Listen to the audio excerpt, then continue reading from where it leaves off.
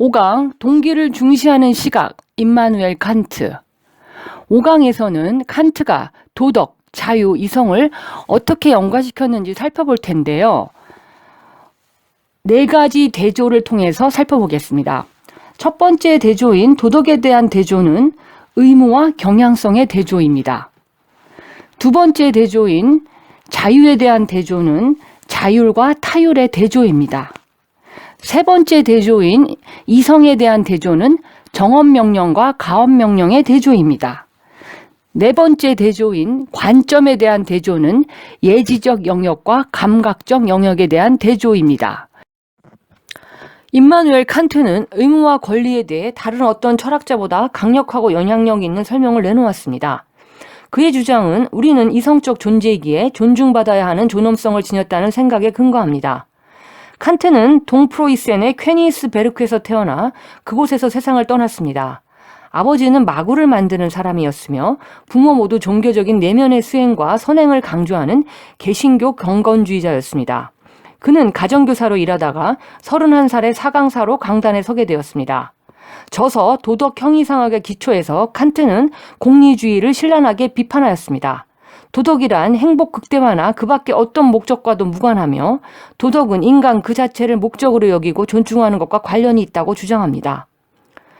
정의를 이해하는 3가지 접근법을 다시 한번 정리해 보겠습니다. 첫 번째, 공리주의적 접근법은 정의의 개념을 규정하고 무엇이 옳은 일인가 판단하려면 사회 전체의 복지를 극대화하는 방법이 무엇인지 찾아야 한다는 주장입니다. 두 번째, 정의를 자유와 연관시키는 접근법인 자유지상주의자들의 주장은 소득과 부의 공정한 분배는 규제 없는 시장에서 재화와 용역의 자유로운 교환을 통해 이루어지므로 시장을 규제하는 행위는 개인의 선택의 자유를 침해하기 때문에 부당하다는 것입니다. 세 번째, 정의란 사람들에게 도덕적으로 마땅히 받아야 할 몫을 주는 것, 즉 미덕을 포상하고 장려하는 방향으로 재화를 배분해야 한다는 접근법이 있습니다. 이는 아리스토텔레스의 주장으로 이처럼 미덕에 기초한 접근법은 정의를 좋은 삶에 대한 고찰로 연결하게 됩니다. 칸트는 위의 주장 중 첫 번째와 세 번째 주장을 거부합니다. 둘 중 어느 것도 인간의 자유를 존중하지 않는다고 생각하기 때문입니다. 칸트는 정의와 도덕을 자유와 연관시키는 두 번째 주장을 강력히 지지합니다. 칸트는 공리주의를 거부합니다. 공리주의는 권리 역시 무엇이 최대 행복을 만들어내는가를 따져보는 계산에서 벗어날 수 없게 만들므로써 권리를 취약하게 만든다고 생각하였습니다. 공리주의는 우리에게 생기는 욕구들에서 도덕 원칙을 끌어내려 함으로써 도덕을 생각하는 방식부터 그르친다고 합니다. 많은 사람에게 쾌락을 준다는 이유만으로 그것이 옳다고 할 수는 없습니다. 도덕은 특정한 시기에 사람들에게 나타나는 흥미, 바람, 욕구, 기호 같은 경험적 요인에만 기반을 두어서는 안 됩니다. 이러한 요인들은 가변적, 우연적이어서 보편적 도덕 원칙이 되기 어렵습니다. 도덕 원칙을 기호나 욕구를 바탕으로 생각한다면 도덕의 진실을 오해하게 됩니다. 사람들의 흥미와 기호에만 도덕의 기준을 둔다면 도덕의 존엄성을 훼손하게 되는 것입니다. 또한 옳고 그름을 분별하는 법을 가르치지 못하고 계산에만 밝은 사람이 되게 합니다. 우리의 바람과 욕구가 도덕의 기준이 될 수 없다면 무엇이 그 기준이 되어야 할까요? 한 가지 가능성은 하느님입니다. 칸트는 기독교인이긴 했지만 도덕의 기초를 신의 권위에서 찾지 않았습니다. 그는 우리가 순수 실천 이성을 훈련하여 도덕의 최고 원칙에 도달할 수 있다고 주장합니다. 이성으로 도덕법에 이르는 길을 찾기 위해서는 이성적으로 사고하는 능력과 자유롭게 행동하는 능력이 얼마나 밀접한 관련이 있는지부터 살펴봐야 합니다. 모든 인간이 존중받을 가치가 있는 이유는 우리가 자신을 소유하기 때문이 아니라 이성적으로 생각할 수 있는 이성적 존재이기 때문입니다. 물론 이성적 능력이 우리 능력의 전부는 아닙니다. 우리는 쾌락과 고통을 느낄 능력도 있습니다. 이성적 존재이자 유정적 존재입니다. 유정적 능력이란 감각과 느낌에 반응하는 능력입니다. 벤담은 절반만 옳았습니다. 우리가 쾌락을 좋아하고 고통을 싫어한다는 점에서 벤담은 옳았지만 쾌락과 고통이 우리의 통치권자라는 그의 주장은 옳지 않습니다. 칸트는 이성이야말로 적어도 때로는 통치권을 행사할 수 있다고 주장합니다. 이성이 우리의 의지를 통치할 때 우리는 쾌락을 추구하고 고통을 피하려는 욕망에 조종되지 않게 됩니다. 이성적으로 사고하는 능력은 자유롭게 행동하는 능력과 밀접한 관련이 있습니다. 칸트의 도덕 철학을 이해하려면 칸트가 말하는 자유의 의미를 이해해야 합니다. 자유를 아무런 방해도 받지 않고 하고 싶은 일을 할 수 있는 상태라고 생각하는데 칸트는 이에 동의하지 않습니다. 칸트가 생각하는 자유의 개념은 보다 엄격하고 까다롭습니다. 우리가 다른 동물들처럼 쾌락을 추구하고 고통을 피하려 든다면 이는 진정으로 자유로운 것이 아닙니다. 오직 식욕과 기타 욕구의 노예로 행동하는 것입니다. 욕구를 충족하기 위한 행동은 우리 밖에 있는 어떤 목적을 위한 것일 뿐이기 때문입니다. 내가 어떤 아이스크림을 고를지 결정할 때 선택의 자유를 누리고 있는 듯하지만 사실은 어떤 맛이 내 기호에 가장 잘 맞는지 파악하는 행위일 뿐 내 기호는 애초에 내가 선택한 것이 아닙니다. 기호를 충족하는 행위가 잘못이라고 말하지는 않지만 이때는 자유롭게 행동하는 것이 아니라 외부에서 이미 내려진 결정에 따라 행동할 뿐이라는 사실을 지적하는 것입니다. 무엇을 먹고 싶다는 욕구는 나의 선택이 아닙니다. 단지 그런 욕구를 갖고 있을 뿐입니다. 자유롭게 행동한다는 것은 자율적으로 행동한다는 의미입니다. 자율적으로 행동하는 것은 천성이나 사회적 간섭에 따라서가 아니라 내가 스스로 부여한 법칙에 따라 행동하는 것입니다. 자유를 반대 개념인 타율과 대조해서 생각해 볼 수 있습니다. 타율적인 행동이란 외부로부터 주어진 결정에 따라 행동한다는 뜻입니다. 내가 엠파이어 스테이트 빌딩에서 떨어진다고 가정해 봅시다. 땅으로 돌진하는 내가 자유의지로 행동하고 있다고 말할 사람은 없을 것입니다. 내 움직임은 중력의 법칙에 지배를 받는 것입니다. 여기에는 자율이 작동하지 않았으니 도덕적 책임을 물을 수 없는 것입니다. 자율로서의 자유와 칸트가 말하는 도덕 사이에는 관계가 있습니다. 자유로운 행동은 주어진 목적을 위한 최선의 수단을 선택하는 것이 아니라 목적 그 자체를 선택하는 것입니다. 인간만이 할 수 있고 당구공 그리고 대부분의 동물은 할 수 없는 선택인 것입니다. 타율적으로 행동한다는 것은 외부에서 주어진 목적에 반응해 행동한다는 뜻입니다. 이때 우리는 추구하는 목적의 주체가 아니라 도구입니다. 칸트가 말하는 자율은 이와 정반대입니다. 우리가 자율적으로, 즉 스스로 부여한 법칙대로 행동한다는 것은 그 행동 자체를 목적으로 삼는 것입니다. 우리는 더 이상 외부에서 주어진 목적의 도구가 아닙니다. 자율적으로 행동하는 능력 덕에 인간의 삶은 특별한 존엄성을 지닙니다. 바로 이것이 사람과 사물의 차이점입니다. 칸트에 따르면 인간의 존엄성을 존중한다는 것은 인간을 목적으로 취급한다는 의미입니다. 인간을 전체의 복지를 위한 도구로 보는 공리주의가 옳지 않은 이유도 바로 여기에 있습니다.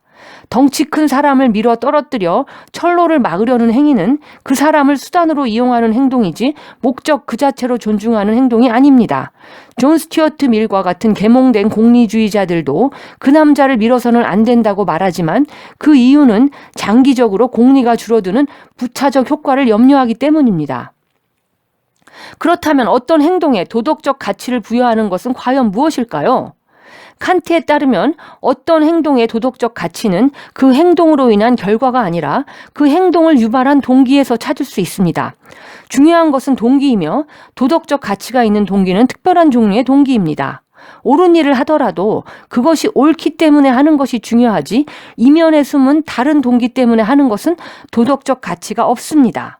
칸트의 말에 따르면 선한 의지가 선한 까닭은 그것이 어떤 효과나 결과를 낳기 때문이 아니라 선한 의지는 사람들에게 인정받든 그렇지 않든 그 자체로 선한 것입니다. 어떤 행동이 도덕적으로 선하기 위해서는 도덕법에 일치하는 것만으로는 부족합니다. 그 행동은 도덕법 그 자체를 위해서 행해져야 합니다. 그리고 어떤 행동에 도덕적 가치를 부여하는 동기는 의무 동기인데 칸트에 따르면 이는 옳은 이유로 옳은 행동을 하는 것을 의미합니다. 만약 의무가 다른 어떤 동기로 예를 들어 자기 이익을 추구하기 위해 행동한다면 그 행동은 도덕적 가치를 결여하고 있습니다. 칸트는 자기 이익뿐만 아니라 자신의 바람, 욕구, 기호, 식욕을 채우려는 모든 시도도 마찬가지라고 주장합니다. 칸트는 이러한 동기를 경향성 동기라고 명명해 의무 동기와 대조시키고 있습니다. 그러면서 의무 동기에서 나온 행동만이 도덕적 가치를 가진다고 주장합니다. 칸트의 견해에서 가장 엄격한 부분은 아마도 타인을 돕는 의무와 관련된 것일 것입니다. 우리 가운데 이타적인 사람들은 타인에게 동정심을 느껴 그들을 도우면서 쾌락을 느낍니다. 하지만 칸트의 견해로는 동정심에서 나온 선행은 아무리 옳고 친절해도 도덕적 가치가 떨어집니다. 칸트도 동정심에서 우러난 행동이 잘못되었다고 생각지는 않습니다. 하지만 남을 돕는 이러한 동기, 즉 쾌락을 느끼기 때문에 선한 행동을 하는 것과 의무 동기를 구별합니다. 칸트는 의무 동기만이 행동의 도덕적 가치를 부여한다고 주장합니다. 이타주의자의 동정은 찬사와 격려를 받을 만하지만 존경을 받을 수는 없습니다. 불행히도 어느 날 인간에 대한 이타주의자의 사랑이 식어버린 경우를 생각해 봅시다. 그는 연민과 동정이 메마른 인간 혐오자가 되고 말았습니다. 하지만 이 냉정한 영혼은 남을 돕는 데 관심이 없으면서도 다른 사람을 돕습니다. 도움을 주려는 어떤 경향성에서도 벗어나 오로지 의무감만으로 타인을 돕는 것입니다. 그런데 이제야 처음으로 그의 행동은 도덕적 가치를 지니게 됩니다. 현실에서는 의무와 경향성이 함께 존재합니다. 타인의 동기는 물론이고 내 동기조차 정확히 무엇인지 가려내기 힘든 경우도 많습니다. 칸트도 이를 부인하지는 않습니다. 도덕이 의무로 행동하는 것이라면 어떤 의무가 필요한지 밝히는 일이 남게 됩니다. 칸트는 이를 파악하는 것이 곧 도덕의 최고 원칙을 파악하는 것이라고 여겼습니다. 도덕의 최고 원칙은 과연 무엇일까요? 칸트의 대답을 살펴보기 위해 그가 세 가지 중요한 개념인 도덕, 자유, 이성을 어떻게 연관지었는지 살펴봅시다. 그는 이 개념들을 대조 혹은 이원론적으로 설명하고 있습니다. 첫 번째 대조인 도덕에 대한 대조는 의무와 경향성의 대조입니다. 두 번째 대조인 자유에 대한 대조는 자율과 타율의 대조입니다. 세 번째 대조인 이성에 대한 대조는 정언명령과 가언명령의 대조입니다. 이미 앞에서 살펴본 것처럼 첫 번째 대조인 도덕에 대한 대조에서는 의무 동기만이 어떤 행동에 도덕적 가치를 부여할 수 있습니다. 두 번째 대조는 내 의지가 결정되는 두 가지 서로 다른 방식인 자율과 타율에 대해 설명합니다. 칸트에 따르면 내 의지가 자율적으로, 즉 내가 스스로 부여한 법칙에 의해 지배될 때만이 나는 자유롭습니다. 앞서 말했듯이 우리는 흔히 내가 원하는 것을 하고 내 욕구를 방해받지 않고 추구할 수 있는 것이 자유라고 생각합니다. 하지만 칸트는 이러한 생각에 크게 이의를 제기합니다. 애초에 그 욕구가 자기가 직접 선택한 것이 아니라면 그 욕구를 추구한다고 해서 어떻게 자유롭다고 할 수 있겠습니까? 칸트는 자율과 타율의 대조를 통해 이 문제를 제기합니다. 내 의지가 타율적으로 결정된다는 것은 결정이 내 외부에서 이루어진다는 의미입니다. 칸트는 자연적 필연성의 법칙, 물리법칙, 인과법칙 등 자연 만물은 법칙에 따라 움직인다고 얘기합니다. 우리도 마찬가지입니다. 결국 우리도 자연의 존재이기 때문에 인간이라고 자연 법칙에서 예외일 수 없습니다. 하지만 우리에게 자유롭게 행동할 수 있는 능력이 있다면 물리법칙이 아닌 다른 법칙에 따라 행동할 수도 있을 것입니다. 우리 행동이 오로지 물리법칙의 지배만 받는다면 우리는 당구공과 차이가 없습니다. 자유롭게 행동할 수 있는 능력이 있다면 선천적으로 주어지거나 외부에서 부여된 법칙뿐만이 아니라 스스로 부여한 법칙에 따라 행동할 수도 있을 것입니다. 그렇다면 과연 그런 법칙은 어디서 나오는 것일까요?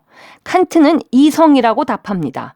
우리는 감각이 전달하는 쾌락과 고통에 의해 지배되는 유정적 존재이기도 하지만 이성에 따라 행동할 수 있는 존재이기도 합니다. 만약 이성이 우리의 의지를 결정한다면 그 의지는 자연이나 경향성의 명령에 지배되지 않는 독립적인 선택의 힘이 될 수 있습니다. 칸트는 언제나 이성이 의지를 지배한다고 주장하지는 않습니다. 자신이 스스로 부여한 법칙에 따라 자유롭게 행동하는 한에서만 이성이 내 의지를 지배할 수 있을 것이라고 말할 뿐입니다. 이성에 대한 칸트의 생각은 자유와 도덕에 대한 생각만큼이나 아주 엄격합니다.